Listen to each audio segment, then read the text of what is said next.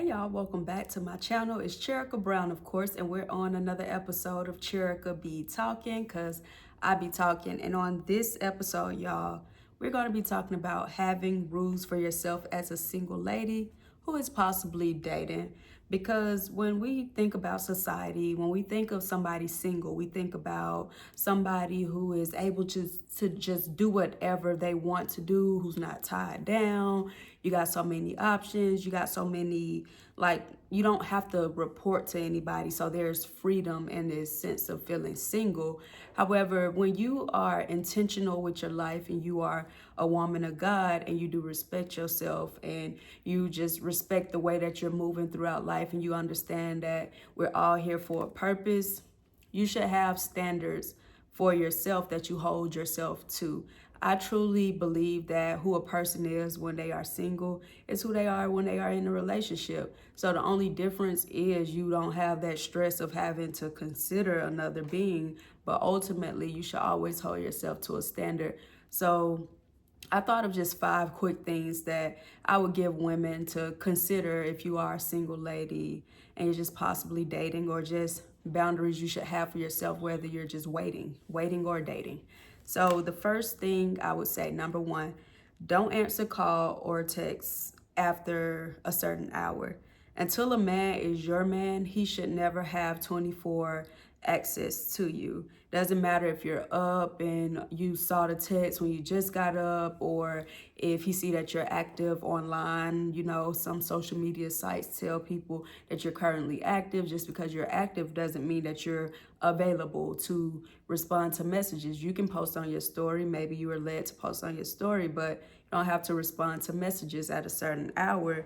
And I would say that hour for me, a respectable hour, is basically business hours, but I wouldn't say like 9 to 5, because let's be real, we live in America, we're up very late, and sometimes we're doing business very late. So I would say a decent hour to stop responding to a man that's not your man is possibly around like 10 p.m., so you can just cut off your line at a certain hour for people to be able to reach you. And it has nothing to do with like, oh, she's just playing games and, all of those stupid things that people try to make it seem like, or screaming for attention. But it's just about boundaries and protecting yourself. When you put those type of boundaries in place as a single lady, you prevent yourself to falling into certain sin that you shouldn't be in anyways, whether you want to do it or you don't. It just kind of give yourself some standards, and it gives you a clear view, and it gives you time to yourself to really just think and reflect on what you are doing and who you are engaging with. And it gives you a sense of who the person is or what they want out of you when you see the time of day that they're hitting you up. Number 2, I would say don't stay out after a certain hour. I know as we got older, we definitely stayed out longer. I can't say I don't have times where I came in the house at 3 a.m. after having fun with my friends, but some people do these things consistently and they do it every single weekend. Our parents used to say growing up, we used to have times that we need to be in the house. Ain't none open but Lids and Waffle House, and that's the truth, because at a certain hours, like, it's only so much you can do. This is not your old city anymore. Like where we at in Atlanta is not old Atlanta, where the club is still open at 6 a.m. or whatever. They do have some after night spots now, but the world is even more dangerous, where it's even dangerous to be out at a certain hour. It's a lot of drunk people driving. People can, get into crashes and you can lose your life. So always try to come home at a decent hour. And sometimes even when you're going on a date with a man, he could be enjoying himself so much that he try to prolong the night. And sometimes his intentions can be pure, other times they are not. It's just like, hey, oh, we just had dinner and now, oh, let's go back to my place. Let's do this, let's do that. Either way, just enjoy the thrill and excitement of the beginning stage of getting to know someone new, and know when it's time to wrap up the date and just schedule a time to meet again. You don't have to have all the fun possible on the first few dates. Like, oh my God, I'm never going to see you again. Let's do this, that, and this. You could be like, oh, that would be fun. I had a great time with you. Let's schedule that other event for the next weekend. Like when you need to have your time made up before you go on a date. Like, around this time is what time we need to be wrapping it up, unless like reservations get pushed back or stuff can happen. So you need to know and have a window time frame when you're going out with a new person, like around this time I'm gonna be wrapping it up, coming back home. Trust me, if this person is going to be around for some time, you want to kind of have some time to miss them. There's a blessing in getting to miss one another, because if you do too much too soon with anything, you get bored and you're going to want to just go to the next person. Number 3, don't meet up with a man at his home or your home the first time y'all meet. I see a lot of women make this mistake where you let a man smoke you out or you go and drink. It's like, the first time you ever meet up with this man should not be 4 walls. You all need to go out in public. It should always be a public setting, and the night should end with both parties going their separate ways. Don't play yourself, because I see all too many times, and a lot of people come to me for advice, and it's like, you just met this man. Where did y'all go on a date? No, I told him we need to go on a date. Like, I met him at his house. We were smoking, and it's like, why would he take you on a date when you already settled for less? You came to smoke, not even eat. Like, what do you expect? He was never going to take you on a date if you settled for less. So it's not about just, oh, you need to make a man take you out. If you are truly interested in this person, y'all need to go on a formal date just to get to know each other, somewhere where you can talk, somewhere where you're sober. If anything, you can have just a little mixed drink or something not like a smoke session where you're just like faded and y'all just kick back like y'all homeboy and homegirl. Like, you got to have a little more decency for yourself. I even recommend getting yourself to the date. Like, I know a lot of us, we want, like, even me, I'm very old school as well. You want to feel like a man is really courting you and everything. But when you first get to know somebody and they ask, oh, how do you want me to get you to the date? Do you want me to pick you up, or are you going to drive, or do you want me to send you a black truck? You know how they try to kick it. When you first start talking to a man, just be like, no, I'll get myself there.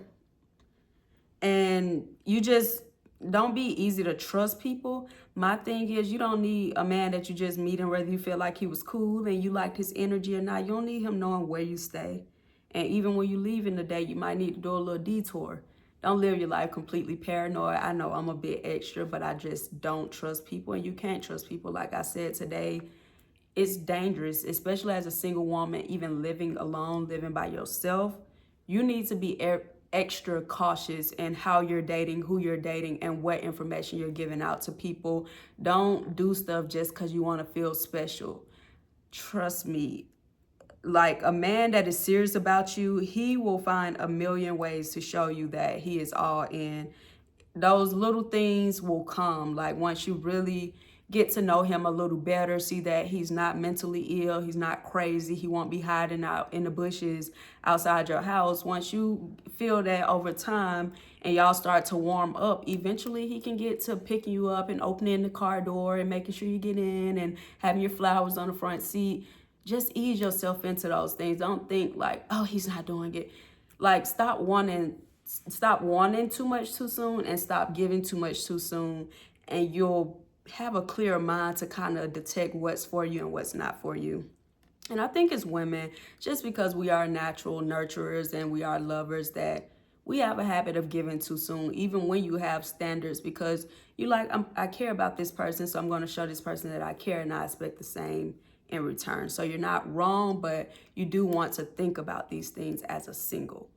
Number 4, I would say, don't spend the night over people's house, especially consistently. And this is whether this is a female friend or male that you're talking to. Always conduct yourself in a manner that you will have time to make it back to your home. whether you have whether you have friends that are just as clingy as you are and have good hospitality, you never want to overstay your welcome at people's home. Just go home, please. Go home. Even the Bible tells us that, like, don't be at somebody's house too long.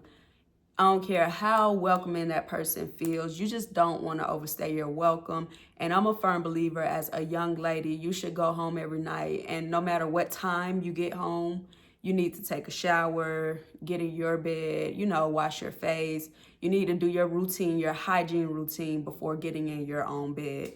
Yeah, you may have those few times where, you and your friends had a really fun night and you stayed at their house, but you don't even want to be at somebody's house just straight drunk or, just out of it. Learn how to conduct yourself in a manner that you can still control yourself and you can make it home. It's just as simple as that. And step five, I would say, this is last but certainly not least at all. Number 5 will be invest in yourself. You are going to be your best investment ever, whether I'm saying like going to further your knowledge or just investing in yourself as far as figuring out yourself. You need to work out, get your health in order, decide what things work and do not work for your body and skin type. Make sure you stay hydrated, read your Bible, pray, fast, reflect on your life, and really decide what you want out of life and what it takes to get where you want to be. Practice gratitude and spend time and connect with your family and friends. I say spend time and connect with your family and friends because our time here is limited and we don't really think about it until someone dies or something bad happens. But it's so important to just love people while they're here. And when you love people and spend time with people while they're here, it brings out a good side of you and it kind of recharges you. Even somebody like me who is like, I wouldn't say I'm antisocial, but I'm somewhat of a loner. Like, I really enjoy being alone. God didn't create us to be alone. So it's important to get around love. Sometimes I just have to be around love. And when you be around love, it kind of recharges you, give you hope, and it gives you that push to like do something with your life. So yeah, those are 5 tips I would give y'all as single ladies. Hopefully this helped. Hopefully you apply it to your life and you take consideration on everything I said. Open your mind and realize that it's not about being strict, but it's more so about respecting yourself and going after the life that you would like if you want to live a respectable life as a God-fearing woman. But y'all know I'll be back because I be talking.